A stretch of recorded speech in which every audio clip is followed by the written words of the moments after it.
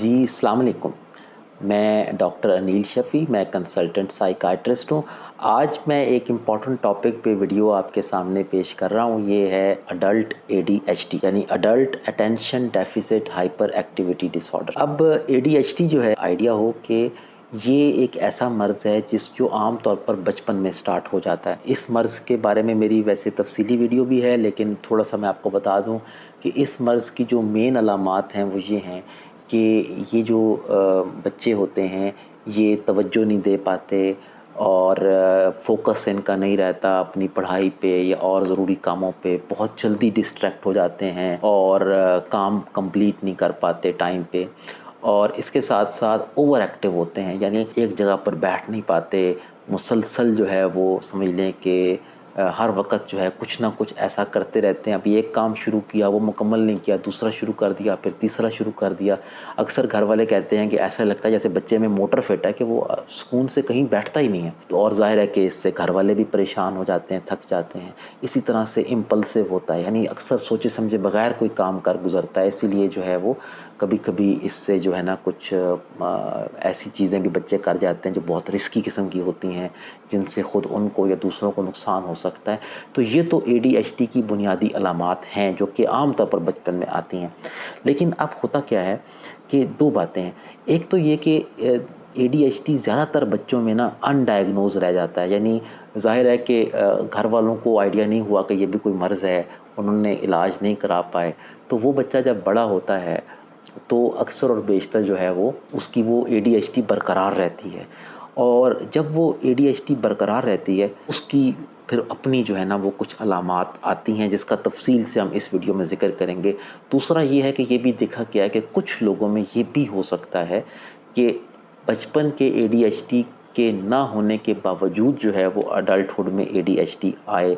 अगरचे इसके ऊपर कुछ कंट्रोवर्सी है, लेकिन ये भी एक व्यू पॉइंट है। लेकिन बहरहाल अब इम्पॉर्टेंट बात ये है कि एडीएचडी का जो बंदा है, उसमें बंदा या बंदी जब वो बड़ा हो जाता है तो उसमें क्या-क्या जो है वो अलामात आती हैं। ये जो पेशेंट्स हैं ये हमारे पास किन-किन कंप्लेंट्स के साथ आते हैं, मैं आपको बताता हूँ। सबसे पहली और इम्पॉर्टेंट कंप्लेंट इनकी ये होती है कि डॉक्टर साहब हम अपनी ज़िंदगी को ऑर्गेनाइज़ नहीं कर पा रहे हैं। किसी भी चीज़ में हमारी ऑर्गेनाइजेशन नहीं है, हम उसको एक सिस्टम के मुताबिक जो है जैसे सेट करना है वो नहीं कर पाते। अगर हमारा कमरा आप देखें, हर चीज़ बिखरी होगी, कोई भी चीज़ अपनी जगह पर उस तरह से नहीं जैसे होनी चाहिए। और दूसरा ये है कि ये जो ऑर्गेनाइजेशन का फुक़दान है, ये चीज़ों के अलावा हम टाइम के अंदर भी बहुत ज़्यादा होता है। यानी इन लोगों का ये बड़ा मसला होता है कि अक्सर ये टाइम पे ना ऑफ़िस जा पाते हैं, अक्सर ऑफ़िस से लेट होते हैं।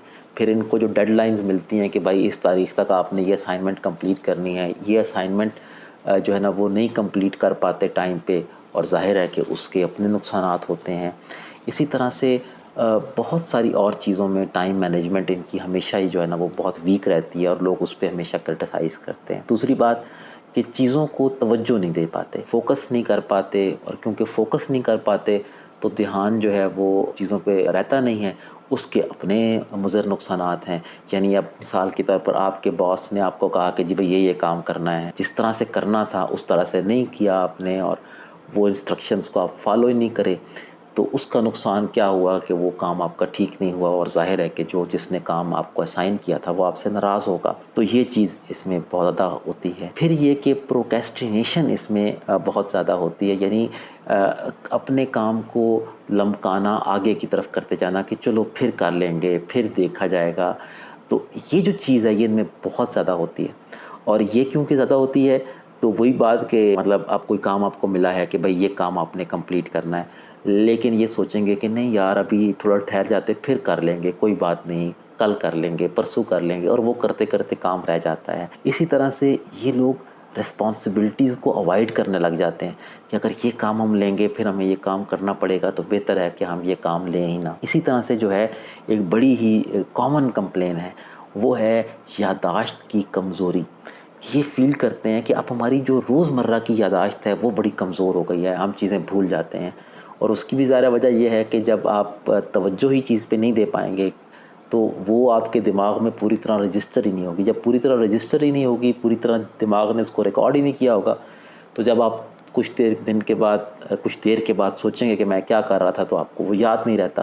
تو روزمرہ کی جو ان کی یادداشت ہے اس میں کافی کمی آ جاتی ہے، اور یہ ان کے لیے ایک بڑا پرابلم ہوتا ہے. اچھا، اگرچہ اس میں یہ ہوتا ہے اڈلٹ ADHD میں کہ جو بچپن میں اگر اس بندے کو تھی تو وہ تو اوور ایکٹیو تھا، وہ اوور ایکٹیویٹی بڑے ہو کے اکثر کم ہو جاتی ہے.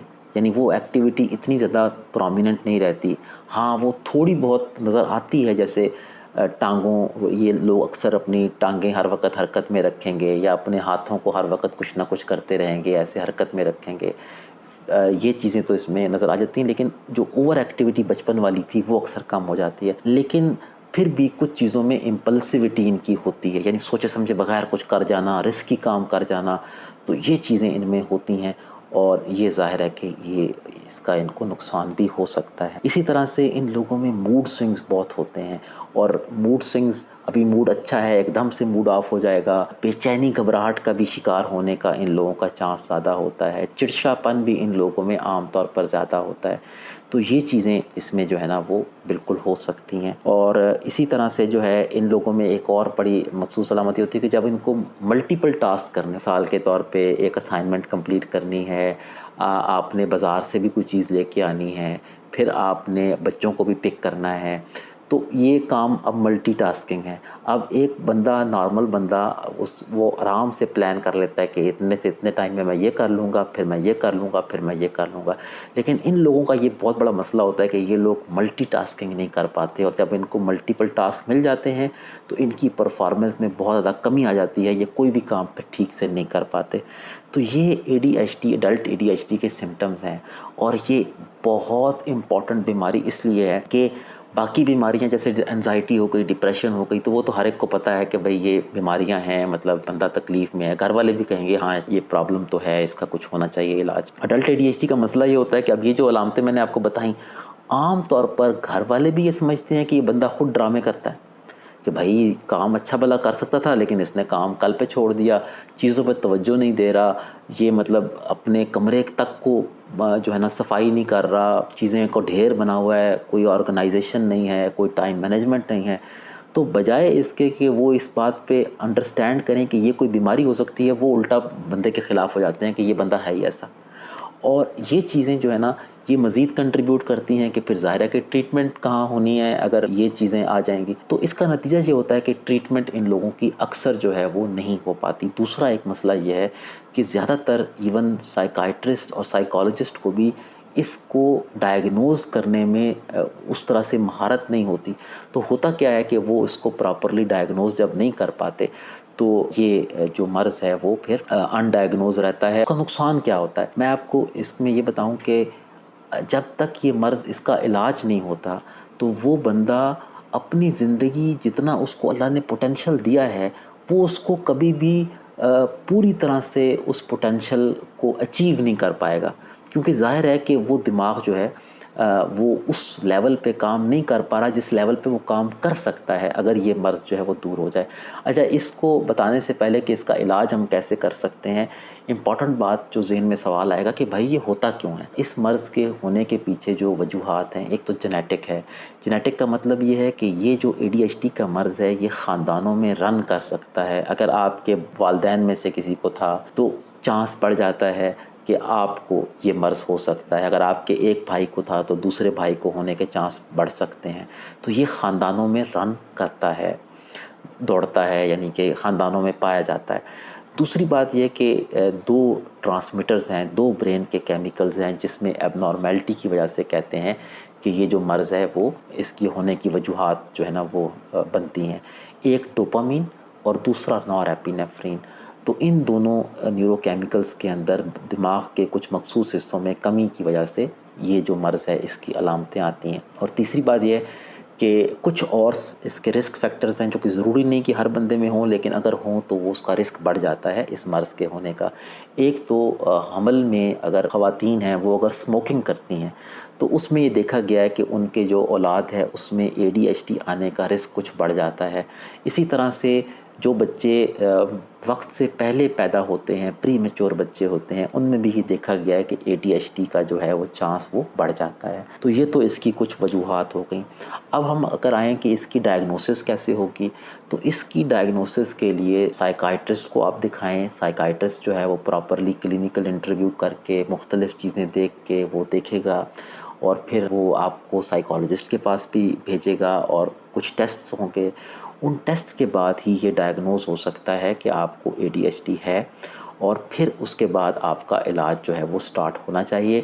علاج جو ہے وہ بیسیکلی اس میں جو سب سے مؤثر علاج ہے ADHD میں، وہ ادویات کے ذریعے سے ہوتا ہے، اور وہ ادویات جس میں اسٹیمولنٹ میڈیکیشن بھی شامل ہے جیسے میتھائل فینیڈیٹ، اور نان اسٹیمولنٹ میڈیکیشن بھی شامل ہے جیسے ایٹاماکسیٹین، اور ان سے بڑا اچھا علاج ہو سکتا ہے۔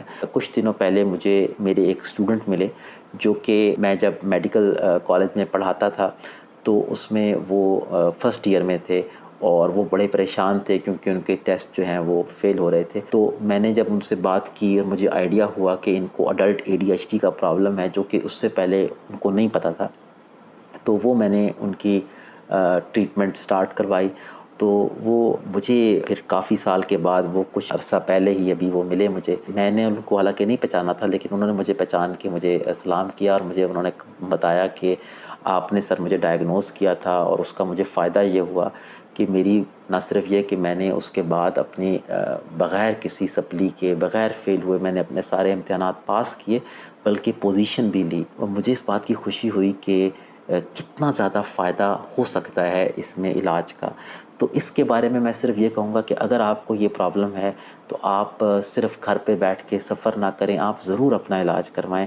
اس کا بہت اچھا علاج موجود ہے، علاج سے بہت زیادہ فائدہ بھی ہو سکتا ہے۔ تو یہ میری آج کی ویڈیو تھی۔ ویڈیو کیسی لگی مجھے ضرور بتائیے گا، اپنے کمنٹ سے بتاتے رہیے گا، اور اگر کسی ٹاپک پہ ویڈیو دیکھنا چاہیں تو ضرور مجھے آگاہ کیجیے گا۔ بہت شکریہ، اپنا بہت خیال رکھیے گا۔ اللہ حافظ۔